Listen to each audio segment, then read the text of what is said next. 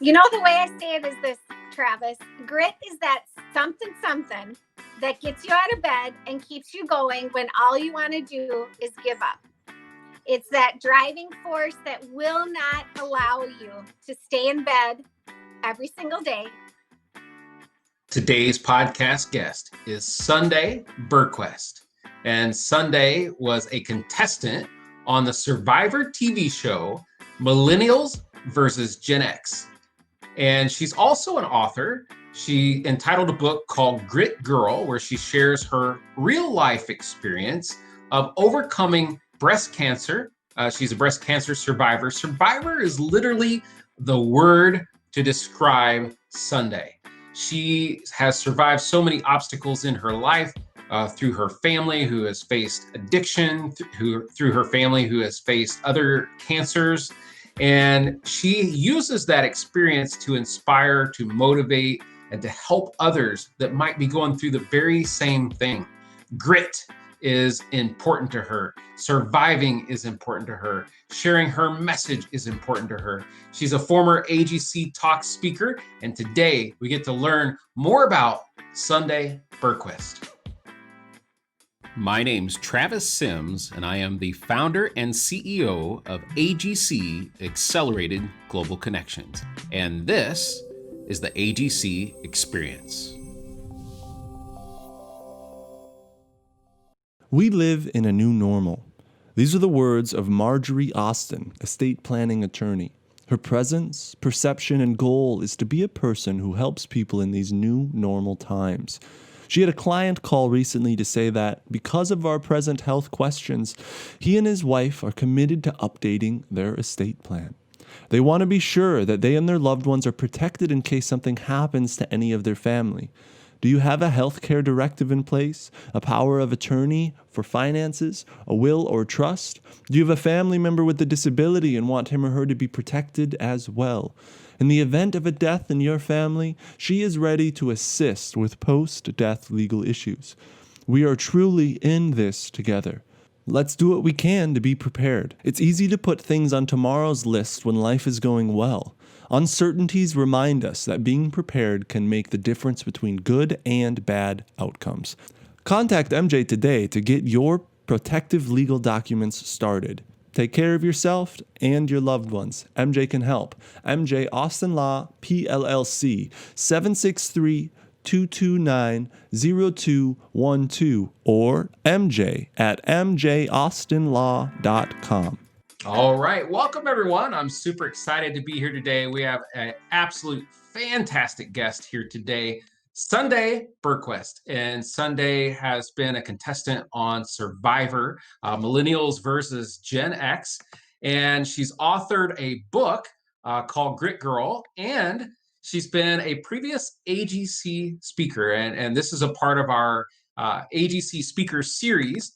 And I just want to stop and I want to thank you for, in the audience, those of you that are watching on YouTube, those of you that are listening on iTunes or Spotify or anywhere you're listening to podcasts. I want to say thank you for hitting the play button.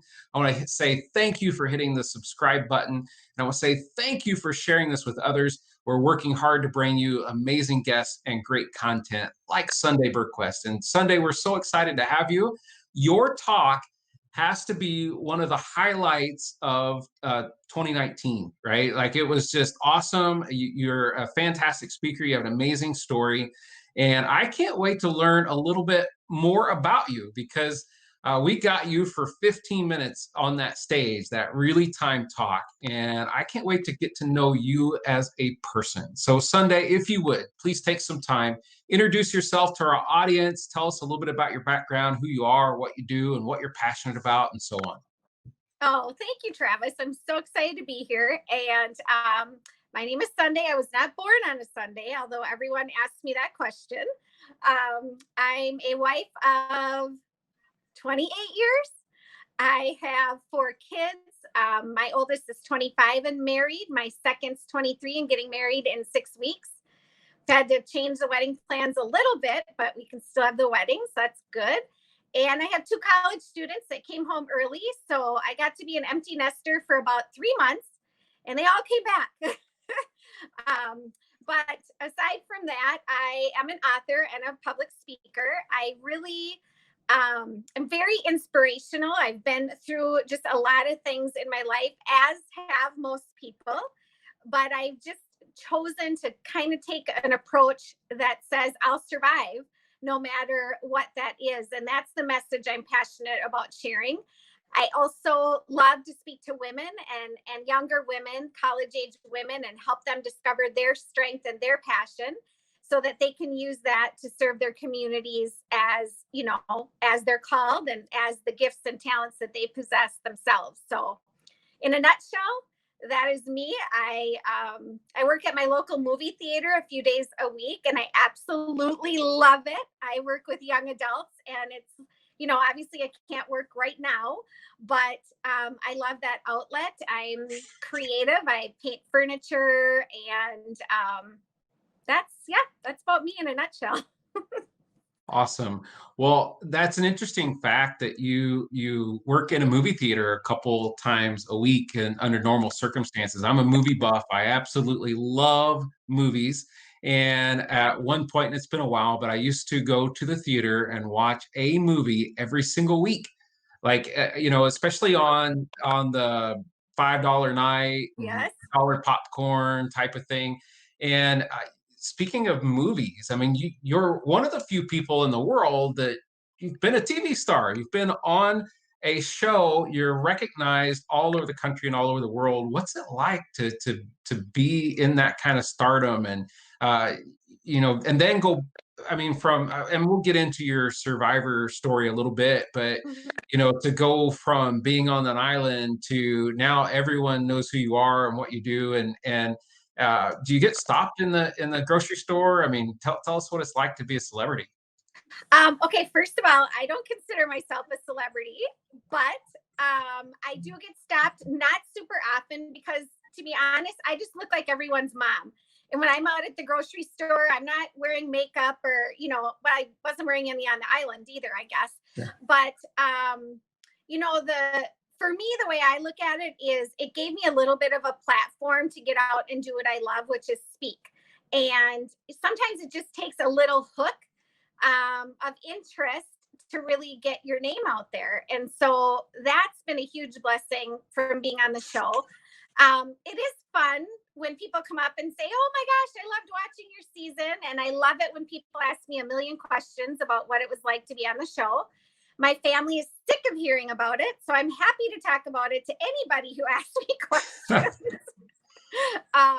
You know, it's really a once in a lifetime experience that not many people really get to do. So I consider myself very fortunate when it comes to that, for sure. Well, you know, I believe that you really feel that way, that you don't consider yourself a celebrity. But if you're not watching this podcast and you're listening to this, don't pay any attention to what Sunday just said about looking like the average mom. She is a gorgeous woman with great confidence and great speaking and just a fantastic leader of people. When you were saying you had college age kids and how long you've been married, I was like, that's not even possible. There's no way that could be true. But yeah, no, just an awesome person. So you mentioned a platform and using your role in Survivor, being on that show as a platform. So tell us a little bit about your platform and really, you know, what you like to deliver, what you want to talk about as a speaker, what cause do you support, and those kind of things. Well, it obviously for me, it started way before Survivor. And, you know, my mom was really a woman of grit, is like I like to call it, and of strength. And she was a true survivor in her own right. And so I felt like I kind of grew up with that example already. But I would say things really kicked in when I was about 30 years old. I lost my dad to cancer. He was 49, and I'm 49. And I remember thinking 49 was young, but now that I am 45, I realize it's extremely young. A couple of years later, I lost my father-in-law to cancer. My brother and sister-in-law experienced the death of a child. I had a brother with a heroin addiction for about 15 years. My mom had a bone marrow transplant. My sister had a preemie born at 21 weeks. She also had a child born with her bladder on the outside of her body. So there's been all these things in my life. And on some token, I think, how are you getting out of bed every day? But on the other hand, I have just, not that it's not hard. All these things have been hard. I didn't even mention that I had breast cancer. That would have been a big one. Little thing. But yeah, just that little thing. But all those things together, I think, have caused me to, I had to make a decision. I can sit in my bed every day and cry and feel upset about the things that have happened in my life, or I can cry and dust myself off and come out and say, how can I help someone else who's going through the same experience or even different? Because regardless of the hard circumstance someone's going through, to me, the attitude and the principles are the same. And so if I can just inspire someone to not give up, inspire someone to realize that their setbacks are only one scene in their story. And that goes back to me loving movies. Travis, when you go to movies are made up of multiple scenes. And a good movie has tension, has something negative, and then we see the characters hopefully ride off into the sunset. Doesn't always happen. But our lives are like that. We have all these separate scenes, and we have to decide if our negative scenes are going to be the title of the movie and drive our entire story, or if we're going to be able to move from scene to scene, looking for that next scene that's more positive. Wow. That's so relevant. And life is not just blue skies, green grass, and white picket fences. We live in a very real life, and it's not always easy. And you had, just some of the things you shared, some major obstacles in your life, and I don't know around the time span that you were talking about, but you're right. There are tons of people that would have chose not to get out of bed. But not only did you get out of bed, but you've taken those those experiences, and now you're paying forward what you're learning from them, and helping others to know that this isn't it. Like, I love the idea of a movie. Like, you can write the next scene, or you can write the next chapter in the book, that you're in creative control of your life. That's fantastic. Yeah. And I always say that your biggest setback is really your setup for your comeback. And if we can choose to look at those negative things in our life, that setback is a setup for my comeback. And that comeback's going to look different for everybody else. Part of mine was to be on Survivor, but obviously not everyone's going to be on a reality TV show. But that showed me in real time, okay, you know what? You had cancer. I actually competed and won a challenge on my season the same day I had been diagnosed just 4 years earlier. So here I'm jumping off a 10-foot thing into the ocean, grabbing a key. And it's the same day, just 4 years ago, I was told I had stage 3 breast cancer. Yeah. It's like, wow. And if I can do this, the thing is there's nothing special about me. Everyone's special, right? But I'm not any better wired than anyone else to do the same thing. Yeah.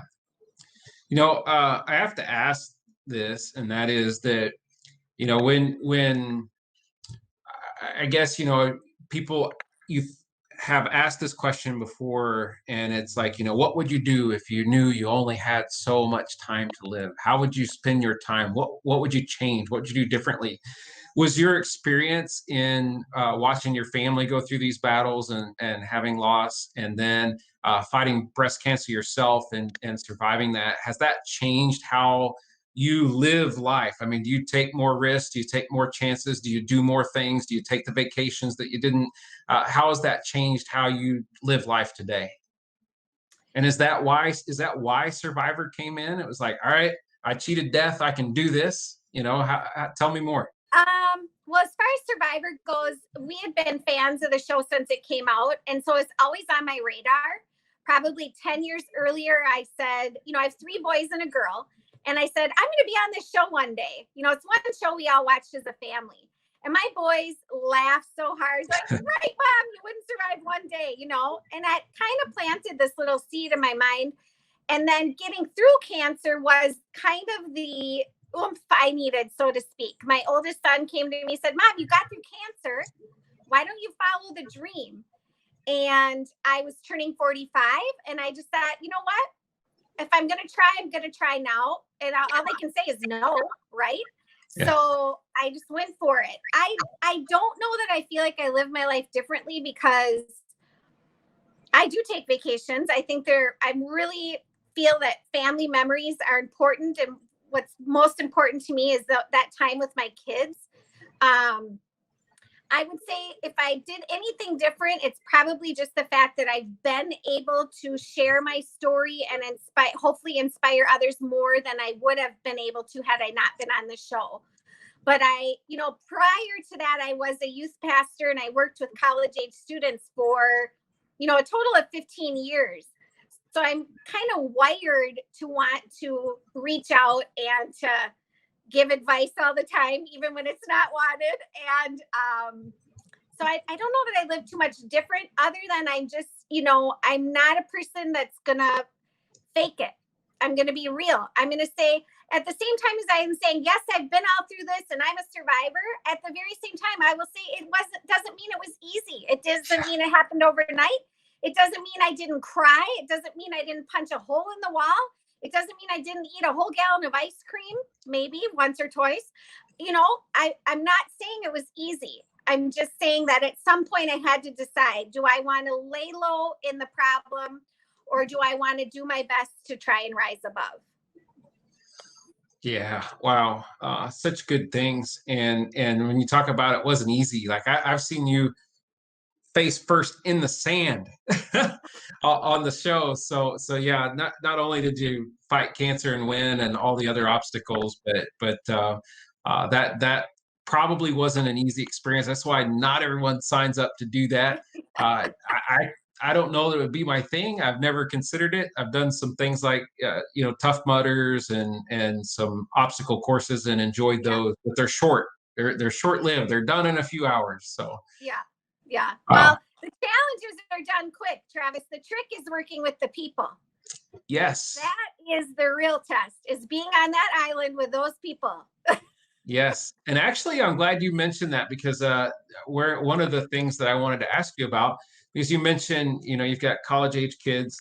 You mentioned that you're previously a youth pastor, and your particular survivor was the millennials versus Gen X. So I would be curious to you, and especially because our audience is very a business-minded audience. We have a lot of entrepreneurs, a lot of salespeople, a lot of business owners, CEOs, and executives. So what is your big takeaway about working with the millennial generation?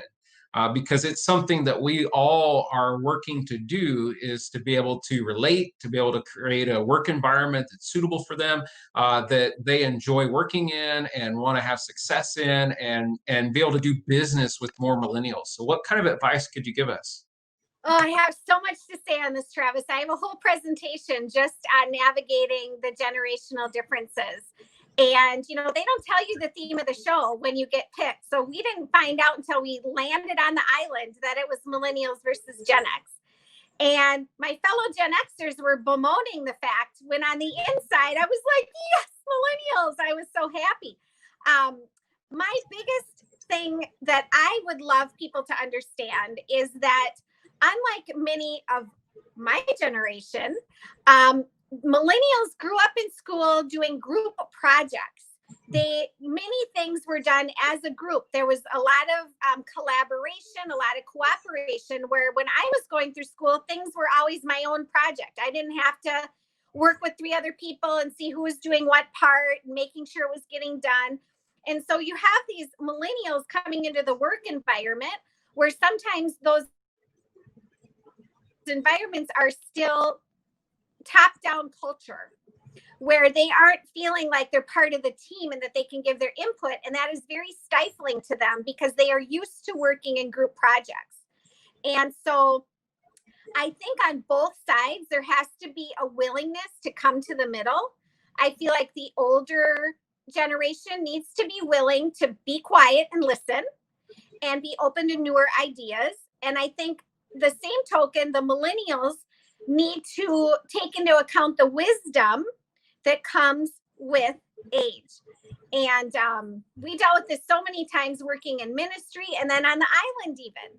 You know, working in ministry, they'd want to plan these big events. And I'd like, okay, great. You guys tell us what to do because it's your age. You know what you like. And they're like, yeah, we want to have a bonfire in the middle of a field, just a huge bonfire. Like, okay. And where's the water? Oh, well, we'll figure that out. Okay, but there's no spigot. So how are we going to figure, you know what I mean? But at that same time, listen, okay, how can we take your idea and make it work? And when I speak to people about this, I usually use 3 words: listen, learn, and lean. Learn to listen to each other goes both ways. Learn to learn from each other because both sides have good ideas. And last, learn to lean on each other. So instead of it being millennials versus Gen X, how can we change that narrative to millennials and Gen X? And I think if I usually come down a little bit harder on the older folks because they seem to have a little bit harder time adjusting sometimes. And, you know, millennials, they have their issues, but no one wants to be stereotyped. Many are very hardworking. And I just think really the bottom line is it's effective communication. Listen. Yes. That's my takeaway. I love millennials. I know they're hard sometimes, but guess what? So are we on the older end. Oh. Oh, great advice. Listen, learn, and lean. I wrote it down. I was like, that's gold. So thank you for that. And I want to ask you, you mentioned that you authored a book, and the book is called Grit Girl. And I'd like to know, did you write the book before Survivor, after Survivor? Can you tell us a little bit about the book and who it might influence or who might be interested in the book? We'd love to know more about that. Okay, so the book I wrote after I was on the show. However, we're not allowed to write about Survivor at all. Okay. So the book really takes my story starting from when I was young. My dad was an alcoholic until I was 11. And it kind of goes through the story of what I saw my mom go through and what I learned later. And seeing the grit that she had in, really, she had to give my dad an ultimatum finally. She had 3 small children, and thankfully he chose us over the alcohol, but it was a long journey. And so my book really goes through the different scenarios, many of them that I've mentioned. And the reason being is I hope that every chapter and every story will relate to someone on some level. If you've been in a family that's dealt with addictions, there's a chapter on that. If you've dealt with medical crisis, if you've dealt, so many things. And the point really is to help people see that they do have grit. You might not know it, but it's in there. And sometimes it takes getting pushed against the wall till you really realize it and tap into it. And that's really what the book is about. Wow. What advice would you give people that are considering writing a book? What was that process like for you? I just finished an ebook. It was awesome. I've always wanted to write a book and never took the time to do it. And COVID gave me a couple months to do that. And so I got creative and I wrote an ebook, and it's not a long one. It's like 100 pages, 10,000 words or something like that. Or excuse me, 30,000 words. But to write a book, I mean, for me, that just seems like this thing that's out there that I want to do, but I haven't really taken the time to do. It seems daunting and like a big obstacle for me. So how was that for you? Did it come easily? Did it take a lot of work? What was the process like? Well, I started by just making notes. So I had like folders on my computer, and I made chapter headings that I figured may or may not stay. But every time I had a thought about this story, I plopped it into that folder, or a picture or a quote or any detail, so that when I kind of like how you had to write a paper in school, you had to write the index cards, and then you took Yeah. those and you formed paragraphs, the same idea. For me, I was in a place in my life where I was really struggling and trying to find my direction. And I actually went away to a solitude retreat for a weekend. And I wrote the majority of the book there. And then the rest was harder to finish. I found the finishing part was tough. And I had to get away from the kids and the family and get away from distractions. But most people that I've heard suggest writing 1 hour a day. And if you really want to get a book done, then disciplining yourself to do that is probably the best way to do it. I'm going to say I didn't do that, but when I write another book, I will take that approach. Yeah, it's hard. The editing is hard because you go through it and make so many changes. And Oh. I tried to give it to different types of people to give me different types of feedback. And that's a long process too. So it's overwhelming and daunting, but at the same time, it's like running a marathon. When you run across the finish line and you have that book in your hand, it's just the best feeling. Yay. Yeah, I'm in the editing process of that now, and handed it off, got it back, went back to work on it. Yeah. That's the part I didn't foresee being the work. I thought writing it was going to be the work, and that actually flowed pretty well, but all the other stuff. So yeah. I agree. Yeah. But people need to hear your voice. Whoever needs to write a book, Travis, people need to hear your voice. So it's good. Yes, yes. Well, thank you. Speaking of, we're living in very different times right now. We've been, most of the country and the world, on some type of shelter in place. They've been on some type of safer at home. A lot of people are working from home. How are you staying creative? What are you working on now? Well, I'm working on some putting together like some online courses, or maybe web seminars. It's really tricky. I'll be honest. I had 4 women's conferences lined up that had to get canceled. I'm in the same boat as everybody else. So I'm trying to be creative about how do I get my name out there for virtual speaking, or helping whoever it needs, whether it's a company that needs help with millennials and Gen Xers, or whether it's just bringing in that motivator, because so many people are struggling right now. So that's been challenging for me, but I continue to just write things and put together things, knowing that hopefully at some point I have an outlet to use them. I put together a couple book outlines of books that I want to write, and things that I want to do, conferences I want to plan. So I think this is a good time to really get the guts of those things done while I'm, at home a little bit more than normal. Yeah, yeah, I agree. I mean, it's right now, people, I hear, oh, I caught up on all my Netflix series, and I'm like, are you serious? I haven't even hardly got a chance to watch TV because I've been in such a work mode on creating things and shifting, adjusting for whatever the new normal will be. If that phrase isn't too wore out yet, but yeah. Well, Sunday, we launched AGC 15 months ago, something like that now. We inside the Twin Cities, the Minneapolis, St. Paul area, and our surrounding communities. In 1 year's time, we hit 400 plus members pretty rapidly. I mean, that's a huge growth period.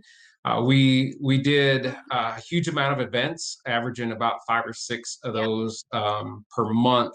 And you're one of the rare people right now that has been at an in-person event as the keynote speaker.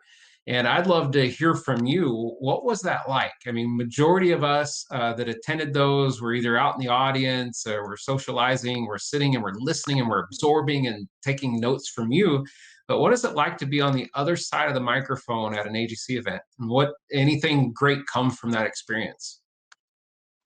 Well, first of all, when you're speaking to your peers, it can be a little bit more, you can be a little bit more nervous, right, than speaking to people that are really just a group of that you've never met. And I hadn't met everyone, but I met a lot, and I felt like they were my peers. And so I was a little nervous, but I realized right away that everyone in the room was supportive. Everyone there is pulling for the person that's up front. Everyone wants to see them succeed. Everyone is smiling back at you, for the most part, or in my case, crying a little bit. Yeah. But it was a great experience, because anytime you can get in front of people and share your message, no matter what it is, it's good practice. But on top of that, you're a friendly crowd, right? And you were so encouraging afterwards, and I got such great feedback.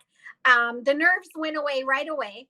And you guys had everything so professional, and the video and the photos, and you made it easy. I'll just say that it was not a difficult process, very professional, and I walked away on cloud nine. To be honest, it was a great experience.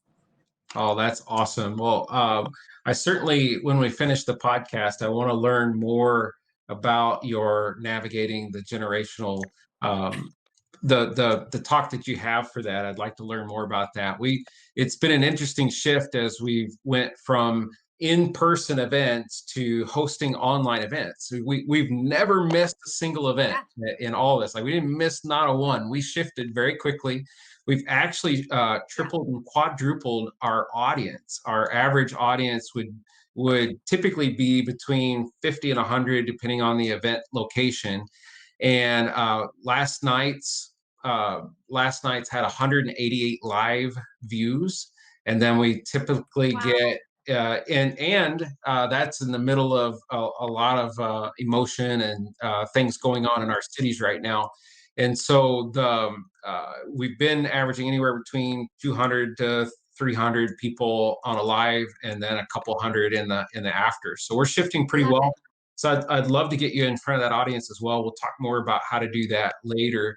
But I also want people who are watching or listening to this podcast right now and may be inspired by your story, especially, I mean, you've been vulnerable. You're someone that shares and wants people to learn from that. And, not everyone, because we live in a world where people only want to show the good things. Especially on social media. I mean, it's like, oh, I live in this, everything, my life is just perfect and everything's great. But you're willing to show and share those struggles and how you come out on the other side of them. So if there's someone watching or listening right now that wants to know how to get in touch with you, how to follow you, where to find you after today's podcast, where can we find you at? Well, you can go to my website, which is imgritgirl.com. And there you can contact me through email. You'll find my social media links. But secondly, you can go to my Facebook page, which is simply Sunday Burquest. And I'm always posting what I'm doing there. You can private message me anytime, especially if you're someone that's dealing with a breast cancer diagnosis and you're struggling. I would love to have the opportunity to talk with you, because I know for me, talking to someone who's been through it meant the world. And so I always like to mention that, because I'm always available for that. But those are two great ways to get a hold of me. Thank you for that. I've lost people in my own family from cancer, and then my wife lost her sister from cancer just 2 years ago. So most everyone in the world, unfortunately, knows someone that has been affected, touched, or lost by that horrible disease. So thank you for being you. Thank you for sharing yourself with the world and inspiring others. And I want to leave with this last thought. I just want to know, because Grit Girl, what is the definition of grit for you? The way I say it is this, Travis. Grit is that something that gets you out of bed and keeps you going when all you want to do is give up. It's that driving force that will not allow you to stay in bed every single day. It drives you up and out of that bed and gets you to just keep going in your life and not give up. And I mean, that's a simple definition, but to me, it just means I'm not giving up. I got many more scenes in my story, in my movie, that I need to write. And not letting one thing end my story, and you shouldn't either. Oh, that's awesome. Thank you so much for being a fantastic guest. You just absolutely amazing. And I just want to say to our audience, thank you so much for tuning in. We all need more grit in our life. You never give up, keep going. So please seek out Sunday Burquest. Check out her AGC talk too. You can find that on YouTube and on our AGC website as well. So check that out. It's a fantastic talk. Look for her on social media and check out her website. Find a way to purchase her book. You probably have that on your website, Sunday? Yes, please go to my website and then I'll sign it. Oh, fantastic. Awesome. Yeah. Excellent. And thank you, audience, for tuning in, for watching, for sharing, for subscribing. We greatly appreciate you, and we'll see you next time on the AGC Experience podcast.